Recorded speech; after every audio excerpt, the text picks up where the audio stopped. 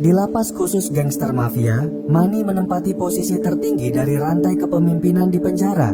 Semua tahanan tunduk kepadanya dan rela melakukan apapun atas perintahnya. Para sipir yang setiap hari terancam pun tak berani menentang dan hanya bisa berharap agar Manny mau segera keluar dari sana. Namun atas dasar sebuah rahasia, Manny menolak dibebaskan meski ditawari uang berapapun jumlahnya. Ia lebih memilih untuk tetap tinggal dan menjadi raja narapidana selamanya, karena dialah sebenarnya sang penguasa yang mengatur jalannya penjara. Namun bagaimana semuanya bermula, beginilah kisahnya. Film dimulai dengan menampilkan sebuah penjara super ketat yang penuh penjagaan, yang mana setiap sel tahanan diisi maksimal 2 orang demi keamanan. Salah seorang di antara mereka bernama Manny yang sudah 11 tahun mendekam. Hari ini ia akan menjalani sebuah misi besar yang akan menentukan nasibnya ke depan. Namun sebelum misinya dimulai, Manny menulis surat terakhir untuk putranya setelah 6 tahun tidak berkabar. Ia berpesan agar Joshua selalu menjaga ibunya yang tersayang dan menghindar dari jejak hidup Manny yang kelam. Hanya itu yang ia inginkan sebagai ayah yang gagal. Tak lama kemudian, alarm tiba-tiba berdentang dan polisi berdatangan. Seorang tahanan rupanya telah dibunuh oleh temannya yang sekamar. Kejadian semacam itu sudah menjadi kewajaran di penjara terkejam. Seorang polisi bernama Robert kemudian menemui Manny dan memintanya untuk ikut keluar. Ia dihadapkan kepada Dewan Pertimbangan karena selama beberapa bulan tidak pernah melanggar. Manny lantas diberi hadiah kebebasan bersyarat selama sebulan. Di pintu keluar, Robert menyelipkan surat rahasia saat bersalaman. Surat tersebut dikirim oleh The Beast yang adalah bos besar para tahanan. Setelahnya di dalam kereta, Manny membuka surat berisi alamat yang harus ditujunya.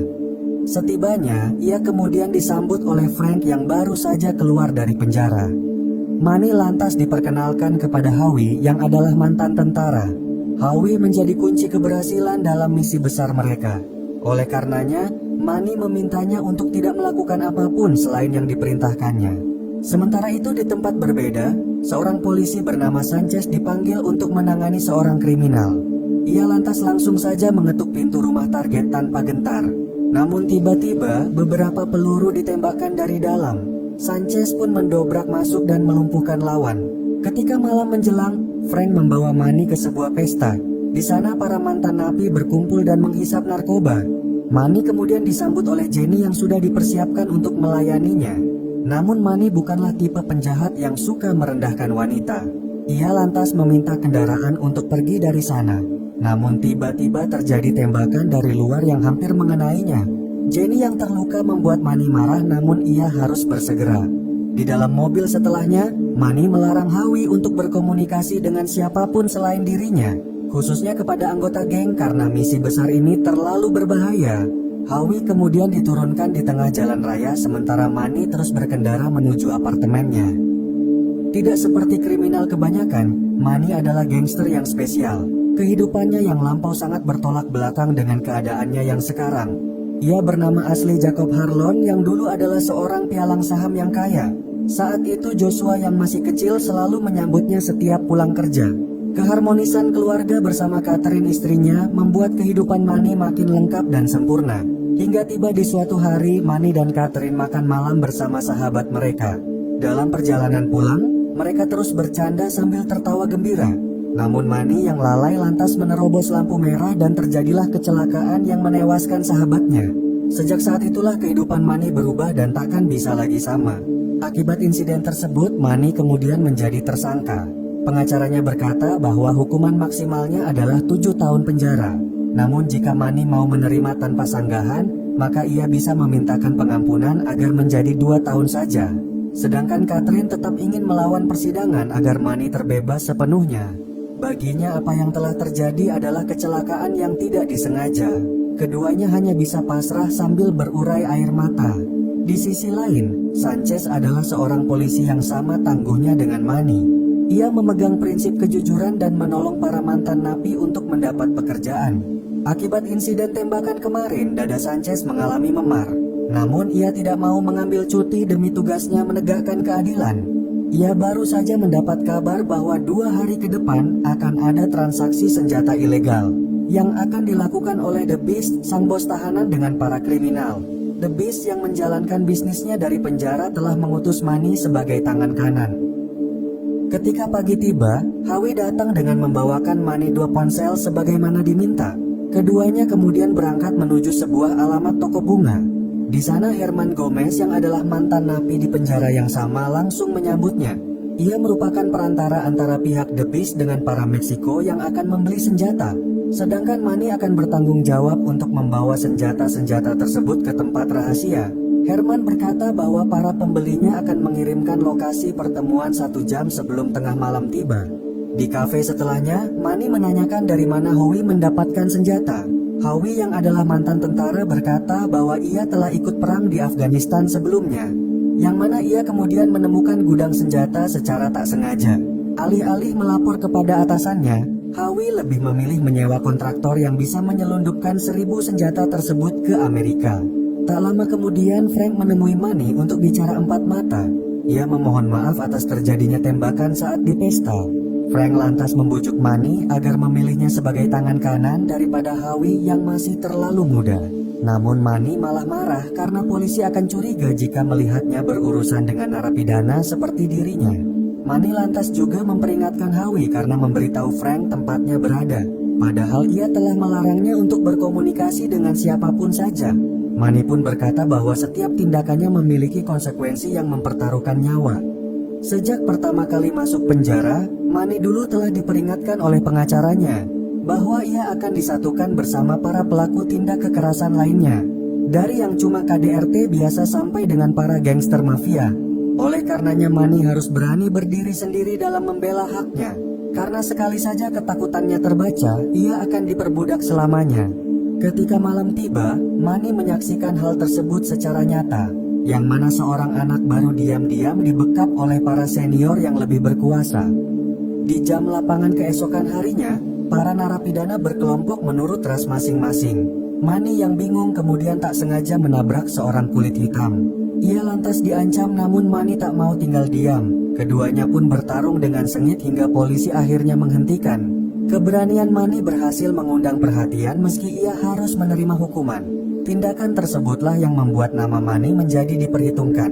Sebagai tahanan yang diberi kebebasan bersyarat selama sebulan, Manny diwajibkan melapor setiap pekan. Sanchez dan Manny bagai 2 sisi koin yang berseberangan namun tak bisa dipisahkan. Meski sudah tahu misi Manny yang sebenarnya, Sanchez tetap bersikap normal. Manny pun juga paham bahwa bagaimanapun ia tidak bisa digagalkan. Beberapa hari setelah perkelahian, Manny disambut oleh Frank yang saat itu masih di penjara.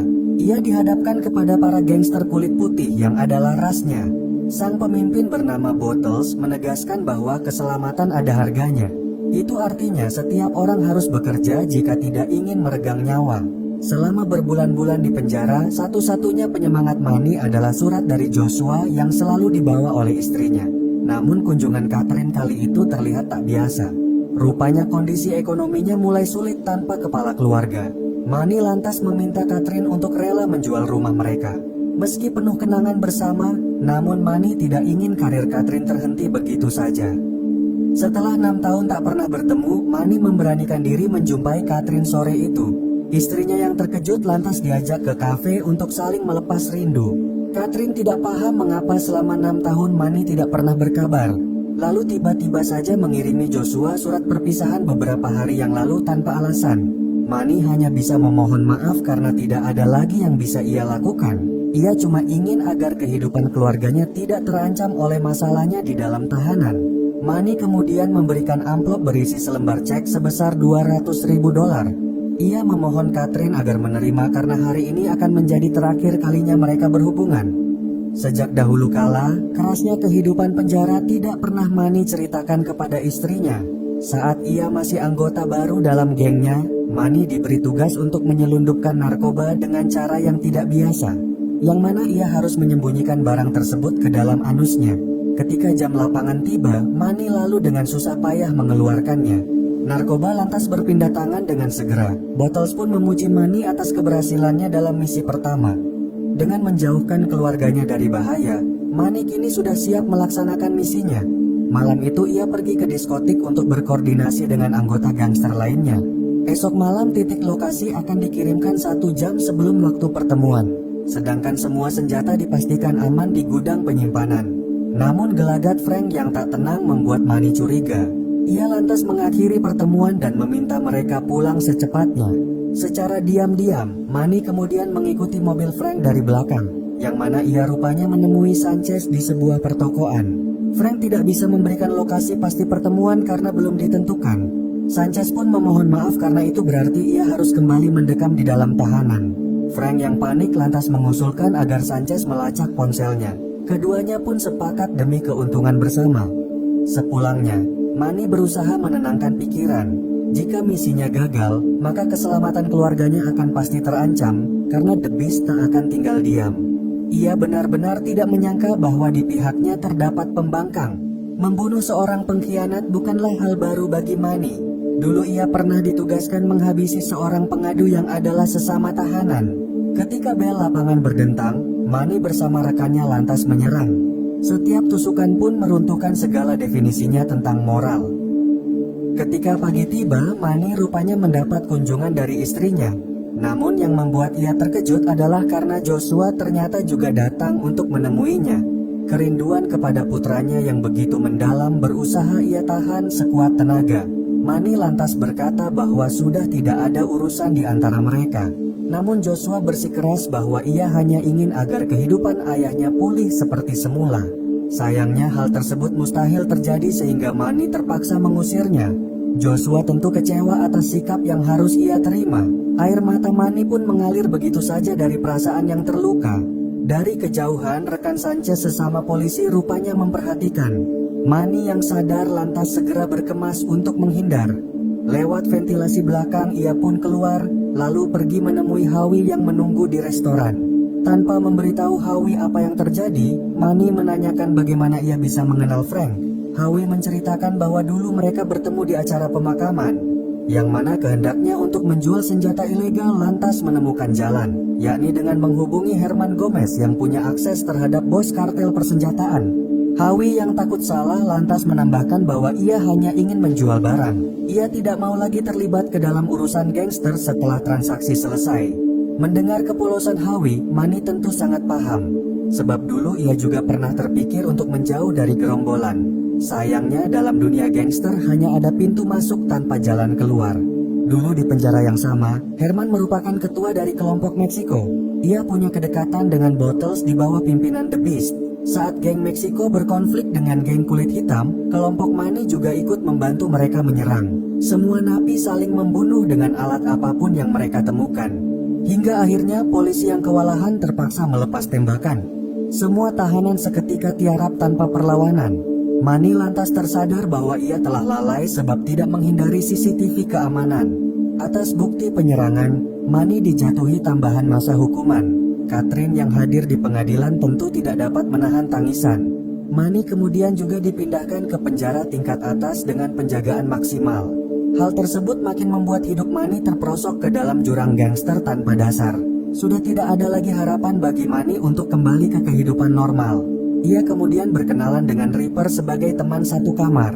Sangat berbeda dengan penjara lamanya. Para ketua gangster dari berbagai kelompok dipisah di sel yang berbeda. Manny lantas disambut oleh tangan kanan The Beast bernama Redwood di sana. Ia berkata bahwa The Beast yang adalah raja mafia akan segera menemuinya. Beberapa hari setelahnya, Manny kemudian mendapat surat cerai. Ia memang menginginkan agar kehidupan Catherine tidak terhalang. Namun kesedihan akhirnya mendorong Manny untuk melampiaskan dengan cara menyerang seorang tahanan. Para polisi pun menyemprotkan gas cabai untuk melerai. Tak lama berselang, Robert kemudian memanggil Manny untuk ke lapangan. Rupanya ia dipertemukan dengan The Beast, sang pemimpin tertinggi para tahanan. The Beast berkata bahwa Redwood telah melakukan tugas yang ia berikan, yakni membunuh seorang petugas untuk menyampaikan pesan bahwa dialah sebenarnya yang memegang kekuasaan. Setiap polisi yang paham layaknya Robert akan mendapat imbalan perlindungan. Atas aksinya kemarin yang penuh keberanian, The Beast lantas mengangkat Manny sebagai tangan kanan. Dengan kesaksian palsu dari Robert, Manny berhasil mendapat kebebasan bersyarat dari para dewan. Ia akan diberi waktu 30 hari sebelum kembali ke dalam tahanan. Robert kemudian mengantar ponsel dari The Beast yang akan menugaskan misi besar, yang tidak lain adalah transaksi senjata ilegal yang sedang diusahakannya sekarang. Manny berusaha menolak karena jika tertangkap maka hukumannya akan berlipat ganda. Namun The Beast mengancam keluarganya sehingga Manny tak bisa berbuat apa-apa. Siang itu di mobilnya, Sanchez masih mengawasi Frank, namun belum ada pergerakan. Kepada rekannya yang baru datang, Sanchez menyatakan keheranannya atas Manny yang dianggap tak normal. Padahal dulu kehidupannya penuh kesempurnaan, namun kini malah sama sekali tidak peduli akan kebebasan. Manny seolah sengaja ingin menghabiskan seluruh sisa hidupnya sebagai tahanan. Sementara itu di supermarket, Manny membeli perlengkapan yang dibutuhkannya. Ia kemudian pergi ke rumah Frank dengan melewati mobil Sanchez tanpa menimbulkan curiga. Manny lantas memarkir mobilnya di halaman belakang tanpa suara. Frank yang mendengar ketukan segera bersiaga dengan senjatanya. Manny dengan tenang berkata bahwa yang datang adalah dirinya. Ketika pintu dibuka, Manny pun langsung menyerang Frank seketika. Tanpa ampun Manny terus menusukkan pisaunya hingga akhirnya si pengkhianat tak lagi bernyawa. Manny yang sudah menyusun rencana lantas mencatat nomor Frank ke ponselnya. Sanchez yang mulai curiga kemudian menghubungi rekannya yang berjaga di depan apartemen Manny. Karena tak ada pergerakan apa-apa, keduanya bersepakat untuk memeriksa. Sanchez mencoba memanggil Frank namun tidak ada jawaban. Ia lantas melewati pintu belakang dan menemukan informannya telah terkapar. Begitu pula dengan rekannya yang mendapati apartemen Manny sudah ditinggalkan. Sebuah pesan dari Manny kemudian masuk ke ponsel Frank agar ia bergerak jam 11 malam. Sehingga Sanchez dapat menyimpulkan bahwa Manny belum tahu akan kematian sang teman. Menjelang petang, Manny terus menyiapkan segalanya sendirian. Ia membeli beberapa barang kecil yang akan dipakainya merebut kekuasaan. Kini tinggal beberapa jam sebelum transaksi dilaksanakan. Sanchez dan rekannya bergerak dengan melacak setiap pesan dan panggilan yang masuk ke ponsel Frank. Bersama teman-temannya yang datang, Manny pergi ke gudang penyimpanan. Ia kemudian meminta semua ponsel dimatikan. Ratusan senjata ilegal lantas segera diangkut ke dalam kendaraan. Sementara itu, Sanchez sudah mengumpulkan pasukannya. Mereka menunggu titik koordinat dari ponsel Frank sebagai petunjuk satu-satunya. Setelah mendapatkan koordinat dari Herman, Manny diam-diam meneruskannya ke ponsel Frank. Para polisi pun langsung berangkat ke lokasi pertemuan. Sebelum tiba di lokasi, Manny meminta yang lain berhenti untuk mengawasi.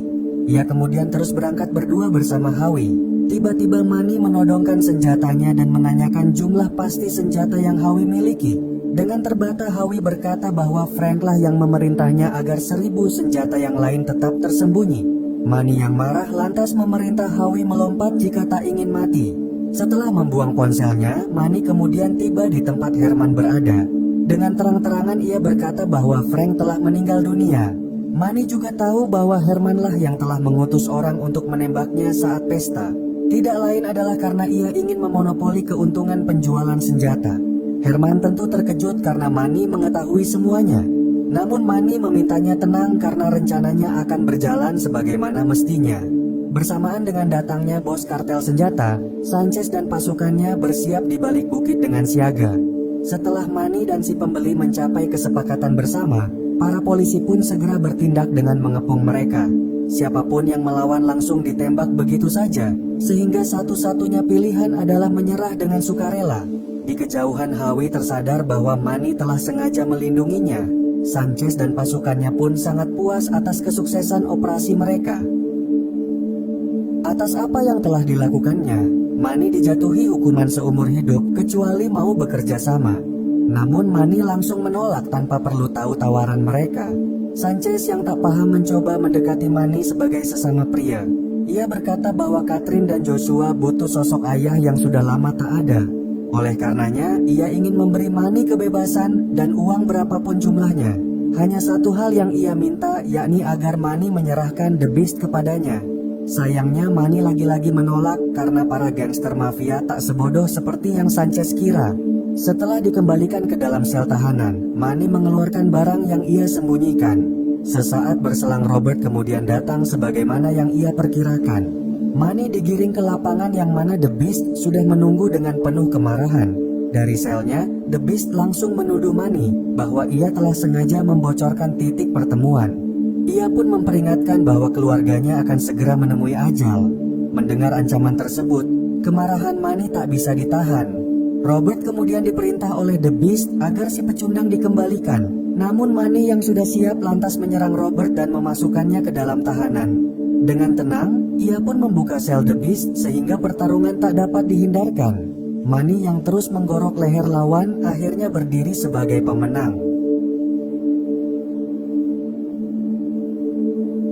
Manny kemudian berpesan kepada Robert bahwa dialah yang berkuasa sekarang. Oleh karenanya ia ingin agar Robert membuat laporan bahwa The Beast lah yang menyerangnya duluan. Dengan demikian penjara ini akan tetap aman di bawah perintahnya sebagai Raja Tunggal.